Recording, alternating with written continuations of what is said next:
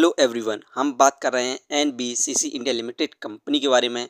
यहाँ पर इस कंपनी से अपडेट निकल कर आ रही है, जिसमें यहाँ पर इस कंपनी ने अपना Q1 रिजल्ट फाइनेंशियल ईयर 2027 का अनाउंस कर दिया है। उसमें यहाँ पर बोर्ड मीटिंग में जो कि 11 अगस्त को होगी, उसमें यहाँ पर डिविडेंड भी अनाउंस किया जा सकता है। इसके साथ साथ इस कंपनी को लेटेस्ट प्रोजेक्ट मिले हैं, उन सभी को भी हम देखने वाले हैं, जिसके बाद कंपनी में हम बाय सेल होल्ड क्या कर सकते हैं और कंपनी का नेक्स्ट टारगेट प्राइस कहां तक जा सकता है, सभी के ऊपर बात करने वाले हैं। तो आइए वीडियो को स्टार्ट करते हैं। एनबीसीसी इंडिया लिमिटेड कंपनी का शेयर प्राइस अभी 95 रुपये 18 पैसे चल रहा है। आज के दिन इस कंपनी में हमें 1.11% की गिरावट देखने को मिली है। कंपनी का ओपनिंग प्राइस 96 रुपये 1 पैसा था। हाईएस्ट आज के दिन 96 रुपये 44 पैसे तक गया था और लो 94 रुपये 78 पैसे तक गया है। 52 वीक रेंज की बात करें तो 52 वीक लो 77 रुपये 18 पैसे, जो कि इस कंपनी का सपोर्टिंग रेसिस्टेंस भी है। वहीं पर एक साल का हाईएस्ट 125 रुपये 85 पैसे तक गया था। 6 महीने में इस कंपनी में हमें नेगेटिव रिटर्न्स देखने को मिले हैं 6.70% के। 6 महीने में इस कंपनी का लो प्राइस 77 रुपये 18 पैसे था, जिसके बाद से हमें कंपनी में यहाँ पर पॉजिटिव ट्रेड यानी कि रैली देखने को मिली और एक रैली के बाद हमें कंपनी में करेक्शन भी देखने को मिलती है, जो कि हो चुकी है। अब मंडे से इस कंपनी में हमें दोबारा से तेज़ी देखने को मिलने की संभावना है, क्योंकि इस कंपनी से ज़बरदस्त अपडेट भी निकल कर आई हैं। आज के दिन बात करें मार्केट की, तो मार्केट में हमें ज़बरदस्त गिरावट देखने को मिली है और कंपनी के शेयरों में भी यहाँ पर गिरावट देखने को मिली है। यहाँ पर सेंसेक्स में आज के दिन हमें 455 पॉइंट की गिरावट देखने को मिली और यहाँ पर इस कंपनी से जो अपडेट निकल कर आई है, उसके बाद ये कंपनी का शेयर प्राइस अपने एक साल के हाईएस्ट को भी ब्रेक कर सकता है। तो आइए इस कंपनी से जो ब्रेकिंग न्यूज़ निकल कर आ रही हैं उन सभी को हम देखते हैं। यहाँ पर एनबीसीसी इंडिया लिमिटेड मीट अगस्त 11 आई इंटरिम डिविडेंड फाइनेंस ईयर 2027। यहाँ पर एनबीसीसी इंडिया लिमिटेड कंपनी को 11 अगस्त को बोर्ड मीटिंग है, जिसमें यहाँ पर ये कंपनी अपना क्वाड्रेंट रिजल्ट को अनाउंस करेगी और उसमें ही यहाँ पर कहा गया है agenda included considering first interim dividend for finance year 2026-27। उसमें यहाँ पर कंपनी के द्वारा फर्स्ट इंटरिम डिविडेंड भी देखने को मिलने की संभावना है।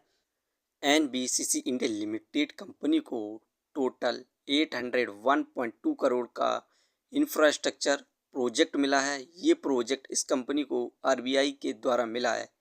इस प्रोजेक्ट में दो प्रोजेक्ट शामिल है। पहला 780.38 करोड़ का पीएमसी आरबीआई के लिए कॉम्प्लेक्स बनाना है और सेकंड 20.82 करोड़ का, जिसमें हॉस्टल कंस्ट्रक्शन का कार्य करना है। और साथ में यहाँ पर एनबीसीसी इंडिया लिमिटेड कंपनी ने NBCC sign $75 million agreement with Seychelles government for 1008 housing unit. NBCC India limited company ने यहाँ पर $75 मिलियन के लिए एग्रीमेंट साइन किया है सिंचेलेज गवर्नमेंट के साथ, जिसमें इस कंपनी को 1008 हाउसिंग यूनिट बनानी होगी और इसके लिए यहाँ पर project funded the EXIM bank order line of credit scheme. इसमें इस कंपनी को यहाँ पर एक्सआईएम बैंक से यहाँ पर फंड को राइज करेगी और ये fund under line of credit scheme के तहत किया जाएगा, जिसके बाद हमें कंपनी में यहाँ पर रैली भी देखने को मिलने की संभावना है। यहाँ पर कल के दिन एनबीसीसी इंडिया लिमिटेड कंपनी को दो ऑर्डर मिले हैं। पहला ऑर्डर इस कंपनी को 241 करोड़ का प्रोजेक्ट मिला है, जो कि उड़ीसा और असम से मिला है। यहाँ पर NBCC secure work order 109 crore for Orissa hostel and Srinagar lab project. यहाँ पर 241 करोड़ का जो ऑर्डर है उसमें दो ऑर्डर शामिल हैं।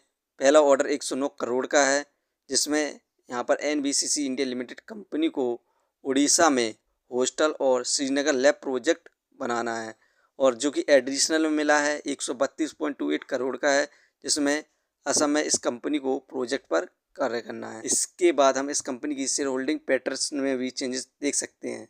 मार्च 2026 में म्यूचुअल फंड की इन्वेस्टिंग कंपनी के अंदर 5.84% थी।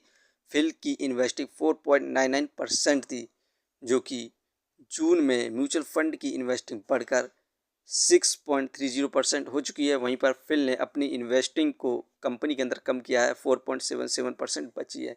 यहाँ पर इस कंपनी को लगातार ऑर्डर मिले हैं कुछ महीनों के अंदर, जिसके बाद हमें कंपनी के अंदर म्यूचुअल फंड की ज़बरदस्त इन्वेस्टमेंट देखने को मिल रही है, तो ये कंपनी लॉन्ग टर्म में हमें अच्छे खासे रिटर्न देने की संभावना है, तो आप इसे लॉन्ग टर्म के लिए कंसीडर कर सकते हैं। इस कंपनी के हम फंडामेंटल देखें तो मार्केट कैपिटलाइजेशन 25,151 करोड़, जो कि बहुत बढ़िया है इसके प्राइस के हिसाब से। डेप्थ ऑफ इक्विटी जीरो, ये कर्ज फ्री कंपनी है। रिटर्न ऑफ इक्विटी 23.86%, ये हमें पर ईयर यहाँ पर 23 से 25% के बीच में रिटर्न्स प्रोवाइड करती है, जो कि काफ़ी शानदार रिटर्न्स हैं। अर्निंग पर शेयर 2.75 ठीक है। डिविडेंड 1.10, इस कंपनी के द्वारा हमें लगातार पर ईयर डिविडेंड भी देखने को मिलता है। बुक वैल्यू 11.18, ये शेयर इस समय बुक वैल्यू से हाई प्राइस पर मिल रहा है। Face value 1। यहाँ पर ये कंपनी एक डेट फ्री कंपनी हो, ये कंपनी फंडामेंटली भी काफ़ी अच्छी कंपनी है। अब ये कंपनी अपना नेक्स्ट क्वाड्रेंट बहुत जल्द यहाँ पर रिलीज़ करने वाली है, Q1 रिजल्ट फाइनेंस ईयर 2027 का।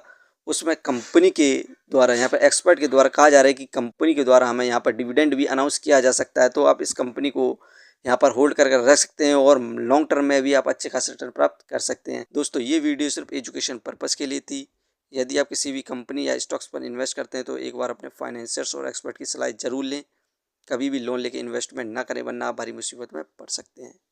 कंपनी के बारे में जानकारी सही लगी हो तो अपने चैनल को सब्सक्राइब करें, जिसका नाम है स्टॉक एनालिसिस। धन्यवाद।